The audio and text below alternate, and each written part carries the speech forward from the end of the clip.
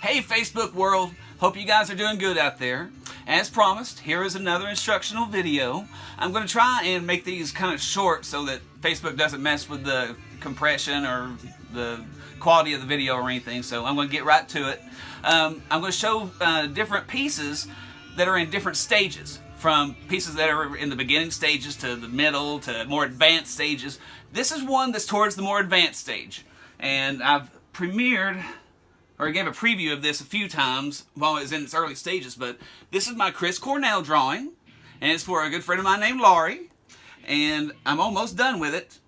And I thought that we'd work on getting some of these little nitpicky details, completed in this and showing how to make them look more realistic and, stuff like that. So, without further ado, I'm going to have my human tripod follow me as I turn around. Oh! Oh! And of course, I've got my handy iPad here as my reference tool. I always use a photo reference whenever I'm doing these. And what I'm going to work on today is I'm going to work on his microphone stand. And the first thing I want to do is take my mechanical pencil that I have talked about before. I'm going to take the smallest one, a 0.3, and I'm going to use a ruler to do this too, because that is the best way to make a straight line. And what I'm going to do is I'm just going to line it up here, good and straight and good and even. And I'm just going to go ahead and make my first line right there. And from there, I'm going to take my 9B. As you can see, this is had a little use to it. I have been very busy. I'm going to go and I'm going to put a very light layer on there to begin with. Try not to go outside that one line. Just good and even. You don't want to dig into the paper at all. Just really good, and even. And like I talked about before, all this is done in layers. So this is just a beginning layer. After this, we'll be thinking about where the highlights are going to be and where the shadows are going to be in this pole. So those are all things you need to think about while you're drawing. And before you start drawing your piece, you need to have some of these things already planned out. You don't have to have everything planned out, but it's good to have a little game plan of where the piece is going. So there's a little piece right there of the pole. And what I'm going to do is I'm going to take one of my smudging sticks that I talked about. You can get these, like I said, at Walmart, or if you don't have a way to get to Walmart, use Q-tips or toilet paper or tissue, anything you would like. Or just get creative with it, and you're just going to make small circles and blend that. And as you can see, it's starting to blend where I have added that graphite. And that graphite, like I said, was a 9B. It's about as dark as you possibly can go as far as your pencils, drawing pencil drawings. I'm just going to make that nice and smooth. If I see any parts that are being left out or anything, I'm wanting to make sure and go get them. Any little white splotches, I'm trying to cover them up with the smudging stick here.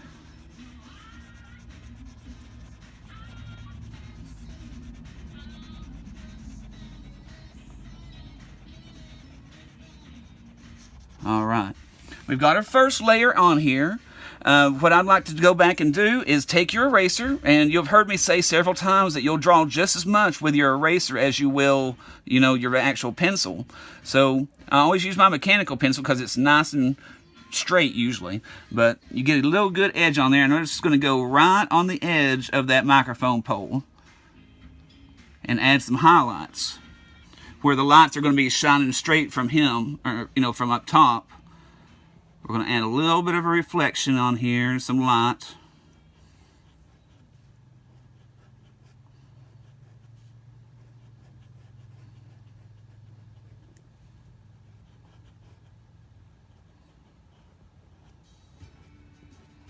And then I'm going to take my blending stick, and the trick of this is to blend all the way up into the line of where I just erased, and just kind of blend that line out of it so it doesn't look like just a straight line of just some, an erased line. This is going to make it look more natural. You're just kind of blending that highlight into the pole. And like I said before, there are no real lines. It's all just where light and shadow meet. So keep that in mind as you're doing these type of projects. Okay, now that I've blended that in a little bit more, I'm going to go back and just make sure that all this is good and blended behind that highlight. Then I'm going to take my 9B and I'm going to go darker this time on the back of it, because this is where the shadow is going to be.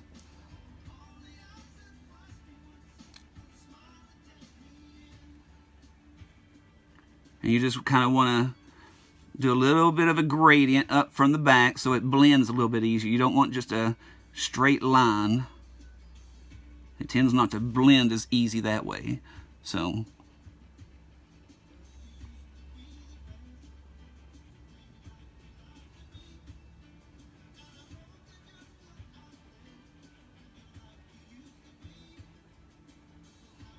a good way to make sure you're not doing those hard lines is to use little circular motions like this.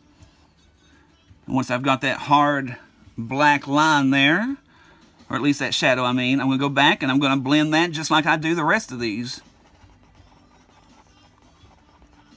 Like I said, it's just done in layers.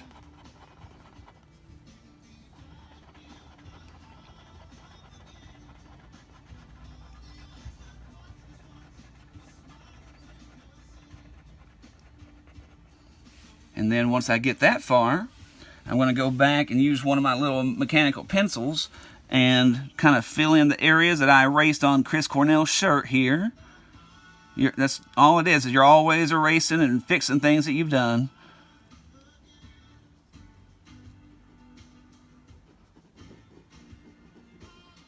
And then, after everything, I'm going to go back in here with one of my mechanical pencils and just make that back line of the pole as straight as I possibly can.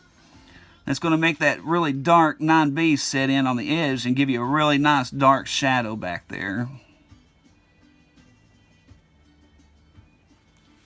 And then, of course, use your handy drafting tool brush, and you can see from here to here the difference between using these techniques.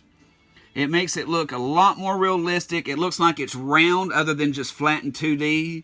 So, you know, you can use these techniques on any type of project. It just depends on what the project is and how you tweak it to make it work for that project. So I hope you all have learned a little bit out of this first video. There's certainly going to be much more. This Chris Cornell piece is definitely going to be available once it's completely done. And this is for a good friend of mine named Laurie. She commissioned this piece, so this is going to have a great home once it's finished. And you can see some of the detail that I've already been working on already, like in Chris's hair and his shirt and the guitar and everything. So it's almost there, but check back with me. If you want to follow me, check out my website, artofmatthewatchley.com. That'll take you to all my social media, my Square store, and everything else I have. So you guys have a great one. Stay safe out there.